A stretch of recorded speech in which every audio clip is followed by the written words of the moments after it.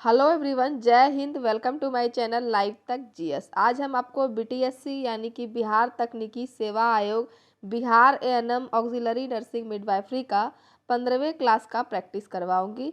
इससे पहले 14 क्लास का प्रैक्टिस हो चुका है। अगर आप लोग नहीं देखे हैं तो प्लेलिस्ट में जाकर देख लें। आज 15वें नंबर का प्रैक्टिस होगा और 15वें नंबर का टॉपिक है बच्चों का आयुवार शारीरिक विकास, मनोवैज्ञानिक विकास और सामाजिक विकास। तो क्या है हमारा टॉपिक? बच्चों का आयुवार शारीरिक विकास, मनोवैज्ञानिक विकास और सामाजिक विकास। तो चलिए स्टार्ट करेंगे प्रश्न नंबर 1 से। विकास शुरू होता है। विकास शुरू होता है। विकास कब से शुरू होगा? तो इसका उत्तर हो जाएगा ऑप्शन नंबर 1, गर्भावस्था से। विकास शुरू होता है गर्भावस्था से। ऑप्शन नंबर 1 इसका सही है। विकास निरंतर और जीवन पर्यंत चलने वाली प्रक्रिया है। यह गर्भावस्था अर्थात शिशु के जन्म के साथ आरंभ होता है और व्यक्ति की मृत्यु के साथ समाप्त होता है।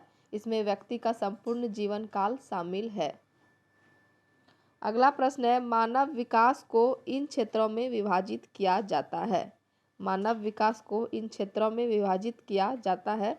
तो किन किन क्षेत्रों में किया जाता है? ऑप्शन नंबर 4 इसका सही उत्तर होगा। शारीरिक, संज्ञानात्मक, संवेदनात्मक और सामाजिक। मानव विकास को इन 4 क्षेत्रों में विभाजित किया जाता है। शारीरिक, संज्ञानात्मक, संवेदनात्मक और सामाजिक। मानव विकास के प्रमुख क्षेत्र हैं शारीरिक, बौद्धिक, संवेदनात्मक, नैतिक और सौंदर्यात्मक और सामाजिक विकास।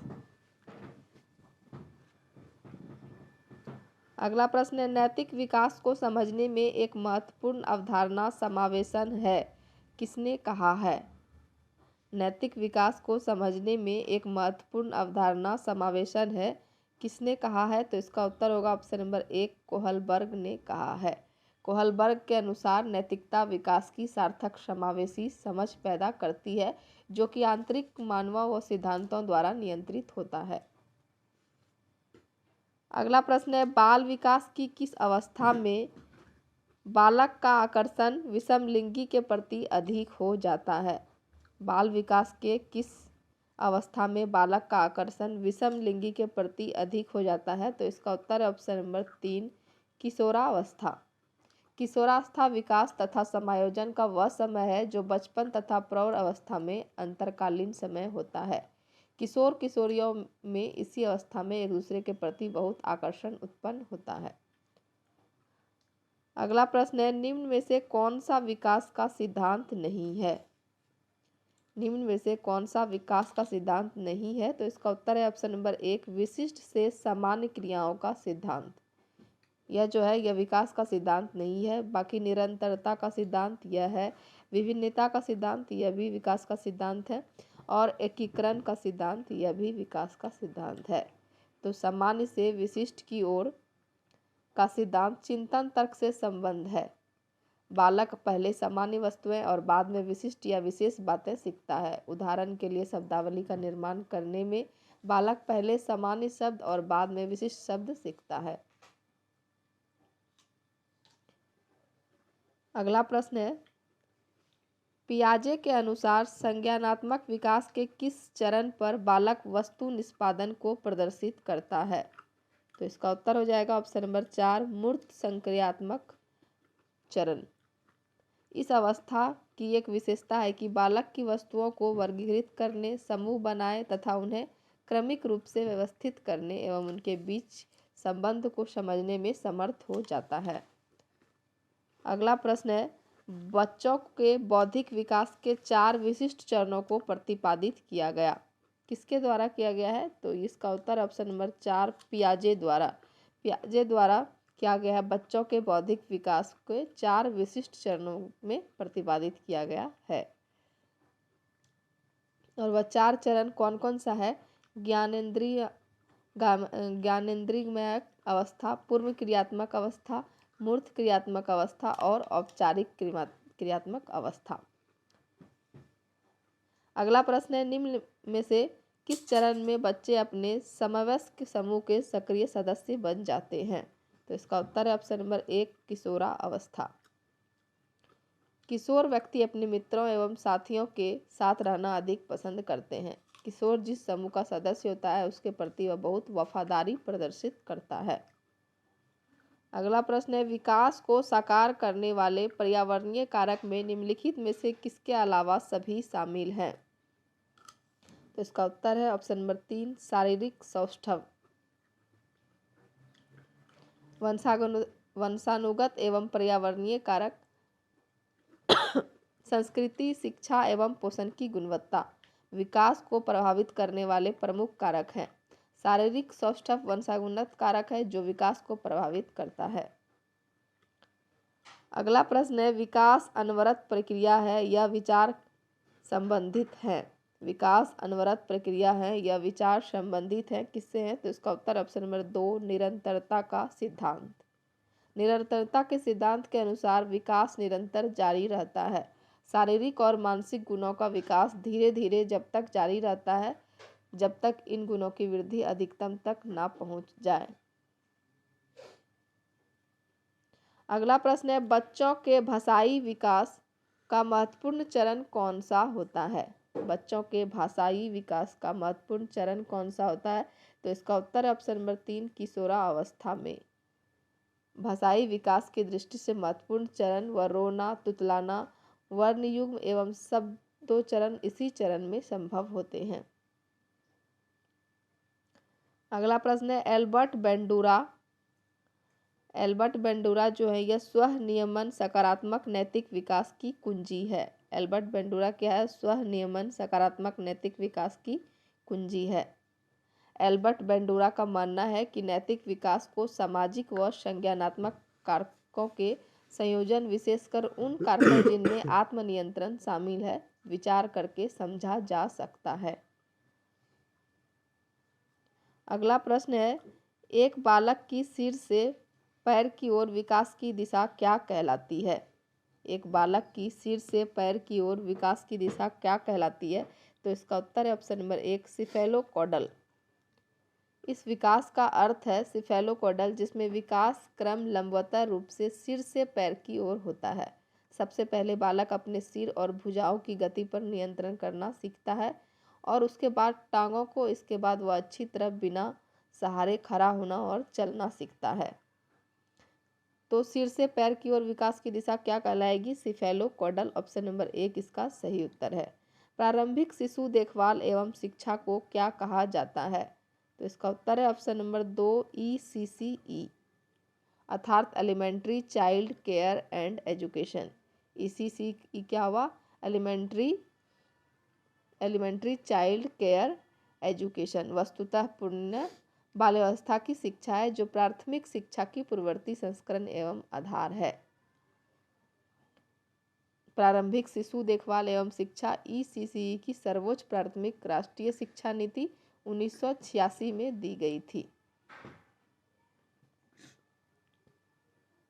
अगला प्रश्न है, किशोरावस्था बड़े संघर्ष, तनाव, तूफान तथा विरोध की अवस्था है। यह कथन किसका है? तो यह कथन है स्टैनली हॉल का। ऑप्शन नंबर 4 इसका सही उत्तर होगा।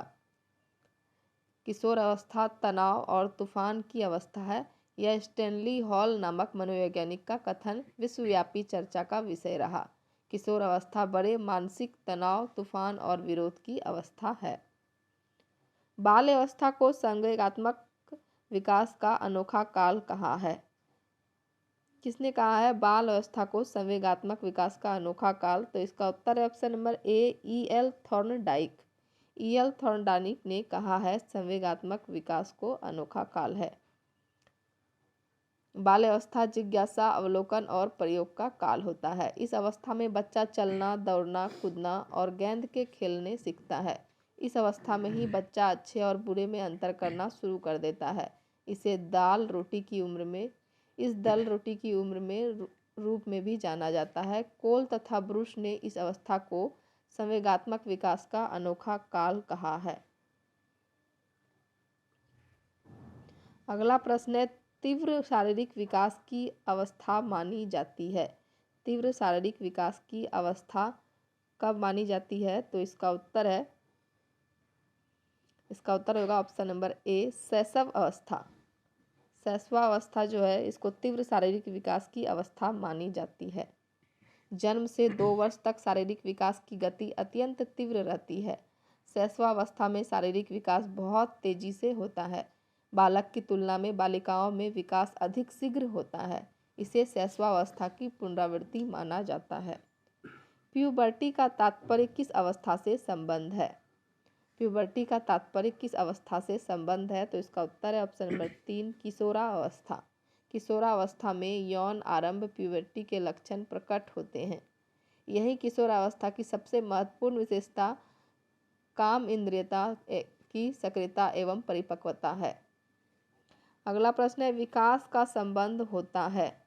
विकास का संबंध किससे होता है? तो इसका उत्तर होगा ऑप्शन नंबर 4, इनमें से सभी। मात्रात्मक, भावात्मक और गुणात्मक विकास का संबंध यह तीनों होता है, इसलिए इसका उत्तर होगा ऑप्शन नंबर 4। अगला प्रश्न है, मानवीय विकास कुछ निश्चित सिद्धांतों पर आधारित होता है। इनमें से कौन सा सिद्धांत मानवीय विकास का नहीं है? तो इसका उत्तर हो जाएगा ऑप्शन नंबर 3, प्रतिवर्ती। मानव विकास में लोगों की स्वतंत्रता और अवसरों को विस्तृत करने और उनके स्वास्थ्य को बेहतर बनाने की प्रक्रिया प्रतिवर्ती व प्रतिवर्ती क्रिया तंत्रिका तंत्र जनित क्रिया है। अगला प्रश्न है, अवधारणाओं का व्यवस्थित प्रदर्शन। अवधारणाओं का व्यवस्थित प्रदर्शन निम्न में से किन सिद्धांतों के विकास से संबंधित है?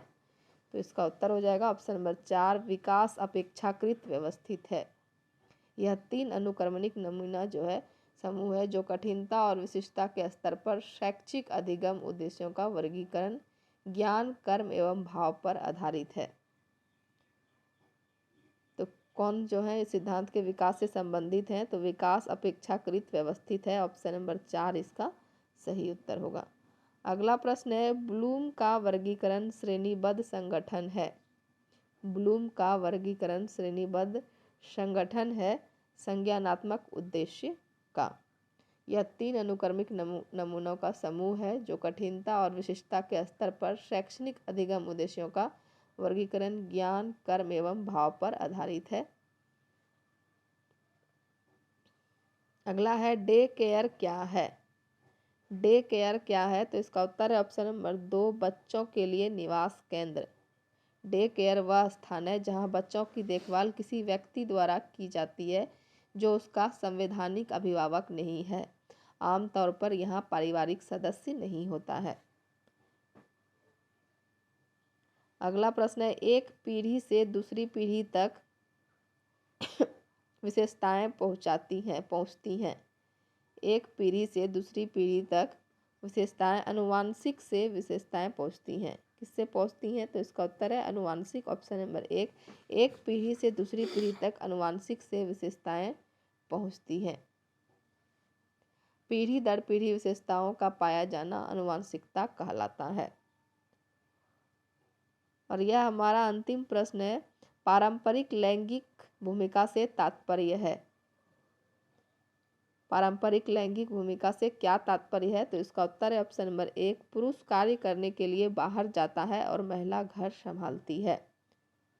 पारंपरिक लैंगिक भूमिका से तात्पर्य है पुरुष कार्य करने के लिए बाहर जाता है और महिला घर संभालती है। लिंग की सामूहिक लैंगिक भूमिका को ही बदलते दौर के कारण अपनाया जाने लगा है। लिंग की पारंपरिक भूमिका कार्य सहभागिता और श्रम विभाजन पर आधारित है। तो ऑप्शन नंबर 1 इसका सही उत्तर होगा। चलिए वीडियो समाप्त करते हैं। उम्मीद है कि वीडियो पसंद आया होगा। वीडियो पसंद आया तो लाइक कीजिए, कमेंट कीजिए और शेयर कीजिए। तब तक के लिए धन्यवाद। मिलते हैं अगले वीडियो में।